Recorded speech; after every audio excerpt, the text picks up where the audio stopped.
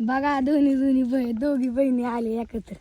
बघा काय करतो बाबा आली बघा आता मग शिला घरी शेतकऱ्यांच्या पाहुण्यांचं असंच असतं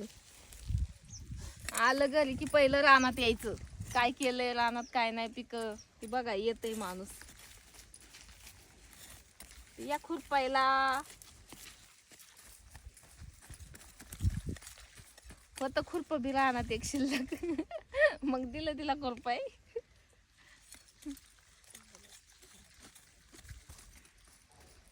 बघा मंडळी कसं काम लावलंय मला पण शेतकऱ्याला कुठं सुट्टी नसते आल्यावरती काम करायचं काय आता घरी बसून तरी काय करणार होते म्हणलं चला तिला मदत तरी होईल तेवढीच एक दिवस आपली त्यामुळे आले खुरपू लागायला खुरपं पण होतं शिल्लक म्हणलं बरं झालं तेवढंच काल आमचा दिवस गेला तिकडं माहेरीच नाही तर काल बरंच झालं असतं मला खुरपून